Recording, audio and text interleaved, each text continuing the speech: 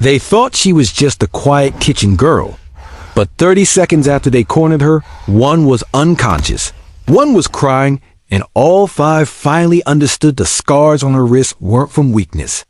They were from war dots. She moved like a shadow, silent, invisible, unnoticed. Every day she wore the same navy blue shirt and gray slacks, her hair tied tightly back, her eyes always low. No name tag, no small talk. Just tray after tray of food passed across the mess hall counter. At the boot camp base in Pensacola, no one ever asked her name. She was just that kitchen lady. And that was exactly how she wanted it. Until one afternoon, 5 cocky recruits fresh out of high school and hungry for ego, Boost decided they'd had enough of her silence. They were laughing loudly, tossing their trays onto the table, bragging about their push-up counts, comparing bruises like trophies. One of them, red hair, sharp jawline, always the loudest, nudged the others and tilted his head toward the food line. "She never talks," he said. "Bet she can't. Bet she's mute or something." Another chuckled. "Nah, she's just scared of us. Watch this." They approached her at the end of the lunch rush, when the hall was nearly empty. She was wiping down trays, her back turned. The 5 recruits boxed her in like wolves circling prey. Red hair leaned in. "Hey, sweetheart, you in there? You ever talk, or you just mute and moody?" She didn't turn around.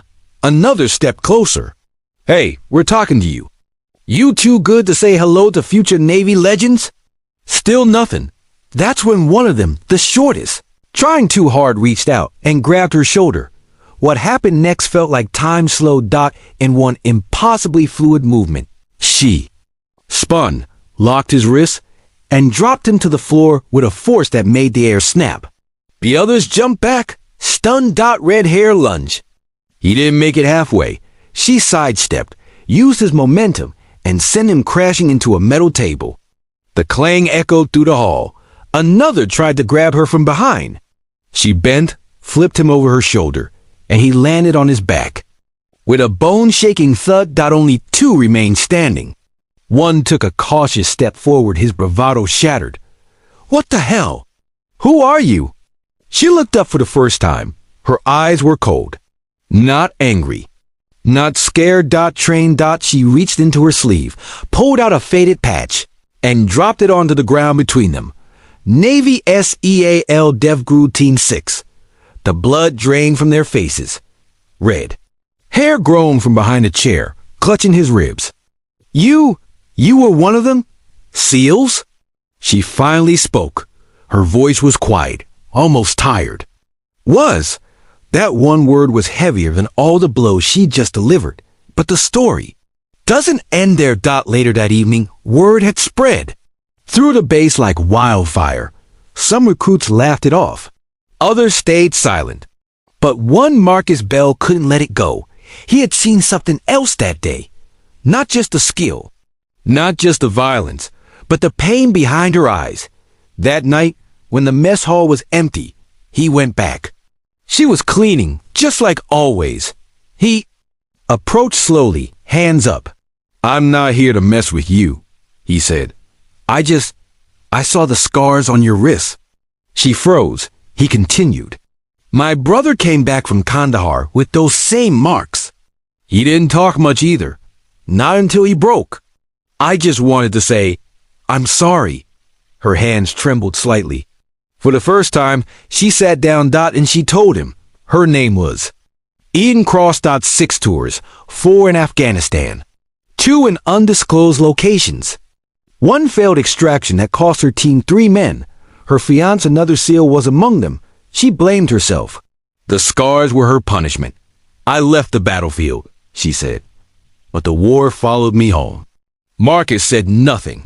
He just sat there. Eventually, she said quietly, "This kitchen job, it's not punishment. It's therapy." He nodded, eyes stinging. "Then I won't tell anyone." But someone did. A few days later, the base commander summoned her.